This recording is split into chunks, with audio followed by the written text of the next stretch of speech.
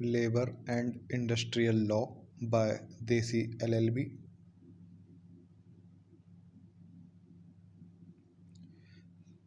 अब हम शुरू करेंगे इंडस्ट्रियल डिस्प्यूट्स एक्ट 1947। इसमें पहला टॉपिक होगा इंडस्ट्रियल डिस्प्यूट। इंडस्ट्रियल डिस्प्यूट क्या होता है, पेज नंबर 13 पे।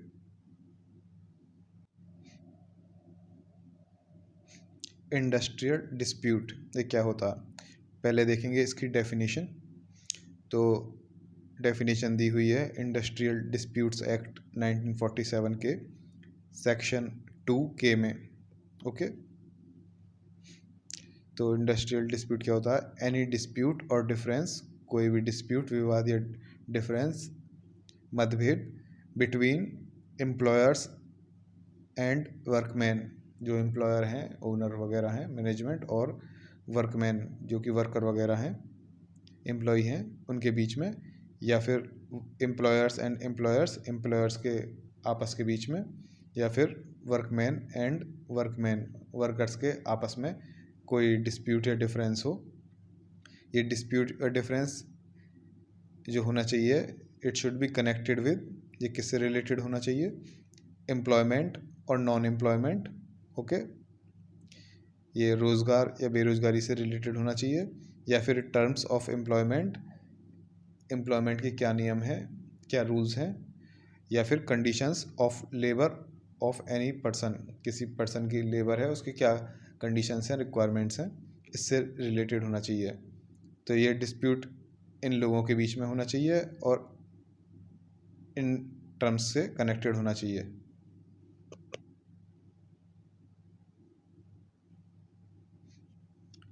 So when does industrial dispute arise, ये इंडस्ट्रियल डिस्प्यूट जो है, इंडस्ट्रियल विवाद जो है, ये कब उत्पन्न होता है, ये होता है only when a demand is made by workman and is rejected by management. अगर वर्कमैन जो हैं, वर्कर्स जो हैं, एम्प्लॉय, उनके द्वारा कोई डिमांड की जाए और मैनेजमेंट जो है उस डिमांड को रिजेक्ट कर दे तो डिस्प्यूट अराइज होगा। या फिर और वाइसा वर्सा मतलब वर्कमैन की बजाय मैनेजमेंट में कोई डिमांड करे और वर्कमैन उसको रिजेक्ट कर दें तो भी डिस्प्यूट अराइज होगा। अब केस लॉज हैं। एक केस लॉ है star paper mills versus industrial tribunal. इसमें कहा गया है कि if demand by workman is accepted by employer and workman are satisfied, no industrial dispute will ever come into existence. अगर वर्कमैन द्वारा कोई डिमांड की जाती है और वो डिमांड एम्प्लॉयर द्वारा एक्सेप्ट कर ली जाती है और उस चीज़ से वर्कमैन सेटिस्फाइड हैं, तो ऐसी सिचुएशन में कोई इंडस्ट्रियल डिस्प्यूट कभी एग्जिस्टेंस में आएगा ही नहीं। दूसरा केस लॉ है village papers private limited versus Himachal Pradesh. इसमें कहा गया है if demand is not communicated to the management, no industrial dispute will arise. अगर डिमांड जो है वर्कर्स की, वर्कमैन की, अगर वो कम्युनिकेट ही ना की जाए, मैनेजमेंट को बताई ही ना जाए, उनके पास डिमांड पहुंचे ही नहीं, तो भी कोई इंडस्ट्रियल डिस्प्यूट नहीं होगा। डिमांड पहुंचनी तो चाहिए, उनको पता तो लगे कोई डिमांड है, डिमांड ही नहीं है और तो उसको रिजेक्ट या एक्सेप्ट करने का कोई सवाल ही नहीं है, तो कोई इंडस्ट्रियल डिस्प्यूट भी अराइज नहीं होगा। Is a dispute between single workman and his employer an industrial dispute. क्या किसी एक वर्कमैन, एक वर्कर और एम्प्लॉयर के बीच का डिस्प्यूट इंडस्ट्रियल डिस्प्यूट है?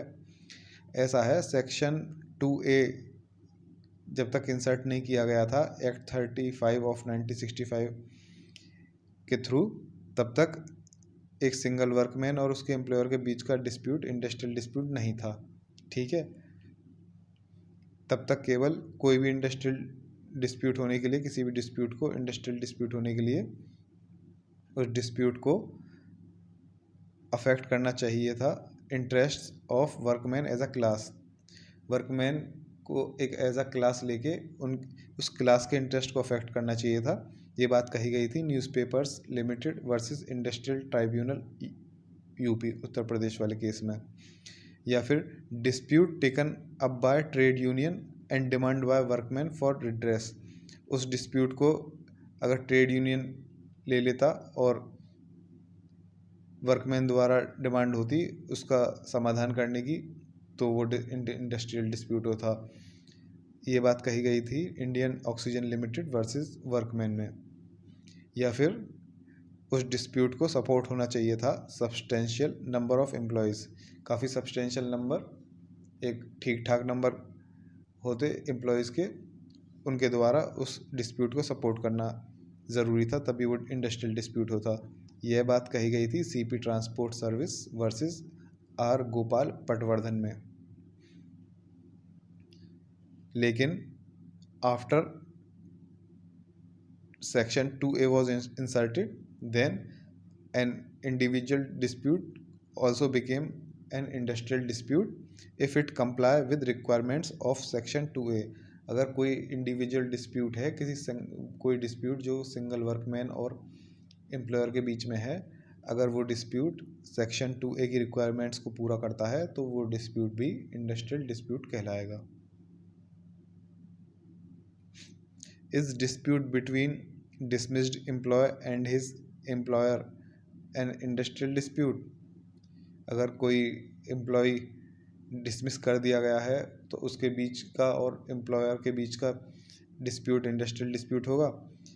सेक्शन 2A के इंसर्ट होने के बाद डिसमिस्ड एम्प्लॉय और एम्प्लॉयर के बीच का डिस्प्यूट भी इंडस्ट्रियल डिस्प्यूट में काउंट किया जाएगा अगर वह कंप्लाई करता है सेक्शन 2 की कंडीशन से।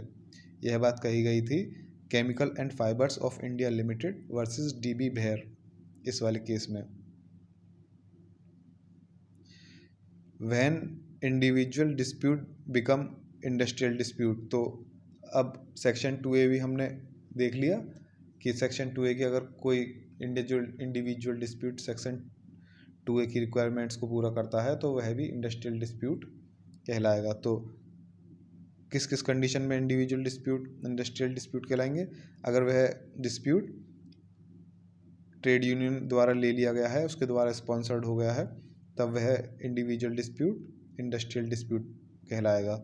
या फिर अगर ट्रेड यूनियन द्वारा स्पॉन्सर्ड नहीं किया गया है तो majority substantial number of workman अगर उसको क्या कहते हैं सपोर्ट करते हैं, तब भी वह इंडिविजुअल डिस्प्यूट इंडस्ट्रियल डिस्प्यूट बन जाएगा।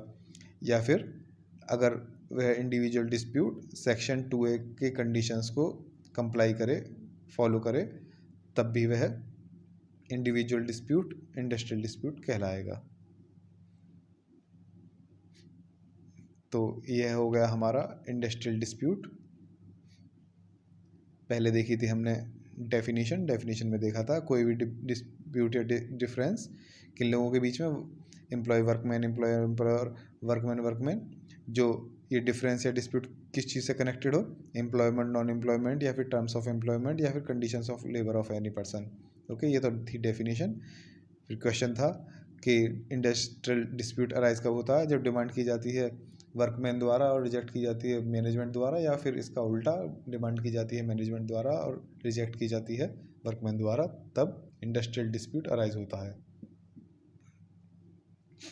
दो केस लॉज देख लिए, star paper mills versus industrial tribunal. इसमें कहा गया अगर वर्कमैन द्वारा डिमांड की जाती है, एम्प्लॉयर द्वारा एक्सेप्ट कर ली जाती है, वर्कमैन सेटिस्फाइड है, तो इंडस्ट्रियल डिस्प्यूट एग्जिस्टेंस में ही नहीं आएगा। दूसरा केस लॉ देख लिया, village papers private limited versus Himachal Pradesh में। अगर डिमांड को कम्युनिकेट ही नहीं किया गया मैनेजमेंट को, एम्प्लॉयर को, तो कोई डिस्प्यूट अराइज ही नहीं होगा। फिर एक क्वेश्चन देखा हमने कि कोई सिंगल वर्कमैन और उसके एम्प्लॉयर के बीच का डिस्प्यूट इंडस्ट्रियल डिस्प्यूट कहलाएगा। सेक्शन 2A के इंसर्ट होने से पहले ऐसा नहीं था, वो इंडस्ट्रियल डिस्प्यूट नहीं कहलाता था। उस टाइम इंडस्ट्रियल डिस्प्यूट बनने के लिए किसी इंडिविजुअल डिस्प्यूट को अफेक्ट करना चाहिए था, वर्कमैन एज अ क्लास, पूरी क्लास के इंटरेस्ट को अफेक्ट करना चाहिए था, या फिर वो डिस्प्यूट क्या कहते हैं ट्रेड यूनियन द्वारा ले लिया गया हो, उसको द्वारा स्पॉन्सर किया गया हो, और वर्कमैन जो हों, वर्कर्स जो हों, वो डिमांड कर रहे हो उसके समाधान के लिए, या फिर वो डिस्प्यूट एक सब्सटेंशियल नंबर ऑफ एम्प्लॉयज़ द्वारा सपोर्ट किया जा रहा हो। और सेक्शन 2A के इंसर्ट होने के बाद इंडिविजुअल डिस्प्यूट भी इंडस्ट्रियल डिस्प्यूट की कैटेगरी में आने लगे अगर वह सेक्शन 2A की कंडीशंस को फुलफिल करते हों। फिर एक क्वेश्चन है कि अगर कोई एम्प्लॉय डिसमिस्ड है, उसका और उसके एम्प्लॉयर के बीच का विवाद भी, डिस्प्यूट भी इंडस्ट्रियल डिस्प्यूट में आएगा, तो सेक्शन 2A के इंसर्शन के बाद वह भी उसके कैटेगरी में आने लगा। अगर वह सेक्शन 2A की कंडीशंस को कंप्लाई करे तो इंडिविजुअल डिस्प्यूट जो है बिटवीन डिसमिस्ड एम्प्लॉय और एम्प्लॉयर के बीच का, वो इंडस्ट्रियल डिस्प्यूट की कैटेगरी में आएगा। तो इंडिविजुअल डिस्प्यूट इंडस्ट्रियल डिस्प्यूट कब कब बनता है? या तो वो स्पॉन्सर्ड हो ट्रेड यूनियन द्वारा, अगर ऐसा नहीं है तो मेजॉरिटी द्वारा सपोर्टेड हो, या फिर वो सेक्शन 2A की कंडीशंस को कंप्लाई करे, उनको फॉलो करे। इंडस्ट्रियल डिस्प्यूट हमारा कंप्लीट। रिवीजन के लिए अगर ये PDF चाहिए हो तो आपको डिस्क्रिप्शन बॉक्स या कमेंट बॉक्स में लिंक मिल जाएगा, वहाँ से ले सकते हैं। नेक्स्ट देखेंगे हम objects of industrial disputes act next video में।